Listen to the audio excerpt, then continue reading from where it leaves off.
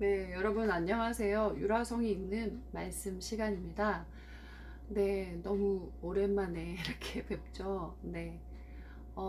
제가 한번 보니까, 마지막 요한복음 3장 읽은 지가 벌써 9개월 되었더라고요. 시간이 너무나 빨리 갑니다. 네. 그때가 봄이었던 것 같은데 벌써 추운 겨울이 됐습니다. 네, 너무 여러분 너무 죄송하고요. 계속 사실 못 읽고 있어서 죄책감이 자꾸 들더라고요. 네, 죄책감 갖는 것도 별로 좋은 건 아니지만, 네, 오늘 한번 요한복음 4장 읽어보겠습니다. 바리새인들은 예수님께서 요한보다 더 많은 사람을 제자로 삼고 세례를 준다는 소문을 들었습니다. 그러나 사실 예수님께서 직접 사람들에게 세례를 주신 것이 아니라 제자들이 세례를 준 것이었습니다. 예수님께서는 바리새인들이 자기에 대하여 이야기하고 있다는 것을 아시고 유대를 떠나 다시 갈릴리로 가셨습니다. 갈릴리로 가려면 사마리아 지방을 거쳐 가야만 했습니다. 예수님께서는 사마리아에 있는 수가라는 마을로 들어가셨습니다. 이 마을은 야곱이 자기 아들 요셉에게 주었던 밭에서 그리 멀지 않은 곳에 있었습니다. 그곳에는 야곱의 우물이 있었습니다. 예수님께서는 오랜 여행으로 피곤하여 그 우물가에 앉으셨습니다. 그때가 대략 정오쯤이었습니다. 사마리아 여자 한 사람이 물을 기르러 나왔습니다. 예수님께서는 그 여자에게 내게 마실 물 좀 주시오 라고 말씀하셨습니다.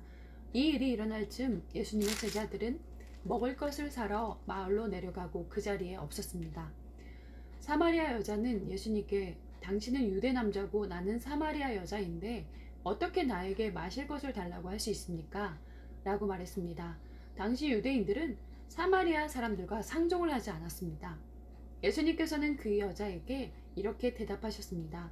당신이 하나님께서 주시는 선물이 무엇인지 또 내게 마실 것을 달라라고 말하는 사람이 누구인지 알았더라면 오히려 당신이 그 사람에게 구하였을 것이고 그러면 그가 당신에게 생명의 물을 주었을 것이요. 그 여자가 말했습니다. 당신에게는 물 기를 도구도 없고 이 우물은 매우 깊은데 어디서 그 생명의 물을 구한단 말입니까?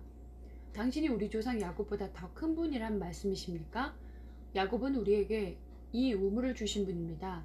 그분도 친히 이 우물에서 물을 길어 마셨고 그분의 아들들과 가축들도 그렇게 했습니다.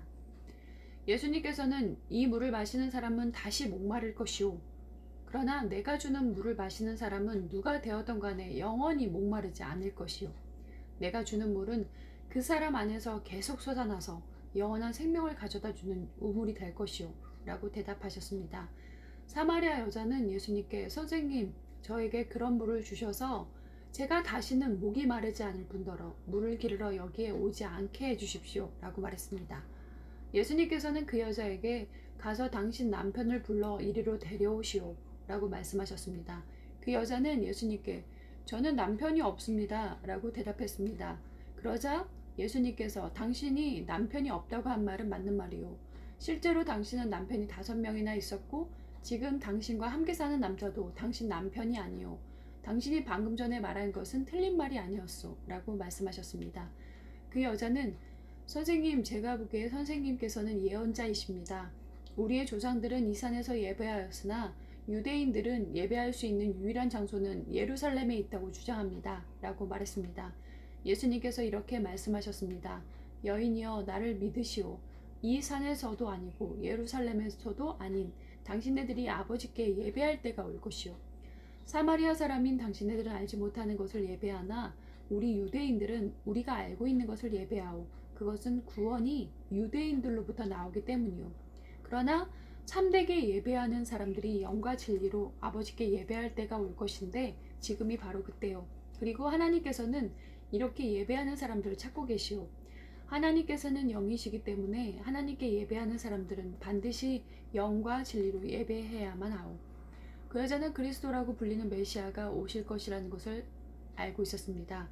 그분이 오시면 우리에게 모든 것을 설명해 주실 것입니다. 라고 말했습니다. 그러자 예수님께서 그 여자에게 말씀하셨습니다. 지금 당신과 이야기하고 있는 내가 바로 그 메시아요.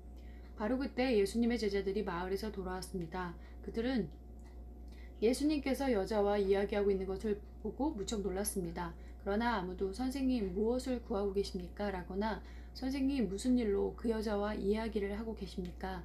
라고 묻는 사람이 없었습니다. 그 여자는 물 항아리를 버려두고 마을로 돌아가 사람들에게 말했습니다. 여러분, 이리 와서 내 과거의 일을 다 말해준 사람을 한번 보세요. 이분이 메시아가 아닐까요?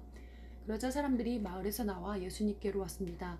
그 사이 제자들은 예수님께 선생님 음식을 좀 드시죠? 라고 청했습니다. 그러나 예수님께서는 나에게는 너희들이 알지 못하는 먹을 음식이 있다라고 대답하셨습니다. 그러자 제자들이 자기들끼리 누가 예수님께 먹을 것을 갖다 드렸을까라고 말했습니다. 예수님께서 이들에게 말씀하셨습니다. 나의 음식을 나를 보내신 분의 뜻을 행하고 그분의 일을 완수하는 것이다. 너희들은 넉 달이 지나야 추수할 때가 될 것이다 라고 말하지 않느냐. 그러나 나는 너희에게 말한다. 눈을 들어 밭을 보아라. 이미 곡식이 익어 추수할 때가 되었다. 추수하는 사람은 벌써 추수한 대가로 품삯을 받고 영생을 위한 곡식을 추수하는 중이다. 그래서 씨를 뿌린 사람은 추수하는 사람과 함께 기뻐할 수 있게 될 것이다. 그러므로 한 사람은 씨를 뿌리고 다른 사람은 추수한다라고 하는 말은 진리다. 나는 너희들이 직접 수고하지 않은 것을 추수하라고 너희들을 보냈다. 다른 사람들은 수고하였고 너희들은 그들이 해놓은 수고의 결실을 얻게 되었다. 아멘. 네, 이렇게 해서 오늘은 요한복음 4장 1절에서 38절까지 읽었습니다. 네, 요한복음 4장이 좀 길어서 네, 나누어서 1부, 2부 이렇게 읽으려고 합니다. 네.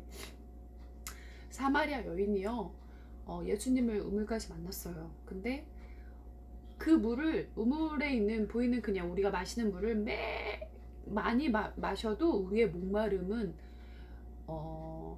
채워지지 않는다고 얘기한다는 거는 우리는 영적인 존재이기 때문에 이 영이 채워지지 않는, 예배하지 않으면, 영의 양식인 말씀을 읽지 않으면 우리의 영은 살아날 수가 없다. 우리가 먹는 생수는 아무리 먹어도 그때 순간 갈증을 해소할 뿐이지 영원히 목마르지 않게는 안 된다, 이 말씀인 것 같아요. 그래서 저도 지금 요한복음 4장 읽으면서 또 저에게 적용되는 말씀인 것 같아요. 제가 아무리 세상에서 뭐 비즈니스하고 또 다른 일들로 바빠서 막 바쁘게 그 순간순간을 또 재밌게 보냈는데, 그런데도 굉장히 갈증이 나더라고요. 도대체 이 공허함과 갈증은 어디서 왔지? 이러면서 많은 생각을 했거든요. 9개월 동안. 그런데 또 저한테 주어진 책임감과 일이 있어서 그냥 이렇게 진행하고 멈추지 않고 왔는데요. 그런데 오늘은 꼭 부족해도 말씀을 읽고 이렇게 녹화를 해야겠다, 여러분을 다시 만나야겠다, 이렇게 든 마음이 든 거는 이 사마리아 여인과 좀 비슷한 마음이었던 것 같아요. 네, 아무리 세상적인 어떤 즐거움, 네, 좋은 것들, 뭐 사업을 해서 돈을 벌어도 그게 그렇게 순간은 좋지만 영원히 마음이 이렇게 채워지지 않더라고요. 그 원인이 영원한 영의 양식인 말씀을 계속 먹고 그 예수님께서 말씀하신 영원히 목마르지 않는 것으로 채워야 되는데, 하늘의 것으로 채워야 되는데, 그게 이제 세상의 것으로 채워봐야 그거는 영원하지 않다라는 거를 저도 쭉 느꼈습니다.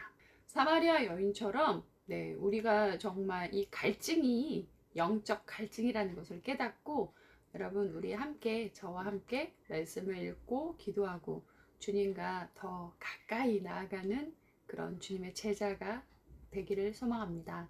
여러분, 오늘 오랜만에 요한복음 4장 스타트를 끊었습니다. 제가 쭉 또 나성천사 사업도 하면서 이렇게 말씀 읽는 것도 놓치지 않도록 여러분께서 함께 기도해 주시고 응원해 주시길 바랍니다. 여러분, 유라성이 읽는 말씀 오늘 여기까지였습니다. 여러분 아시죠? 샬롬.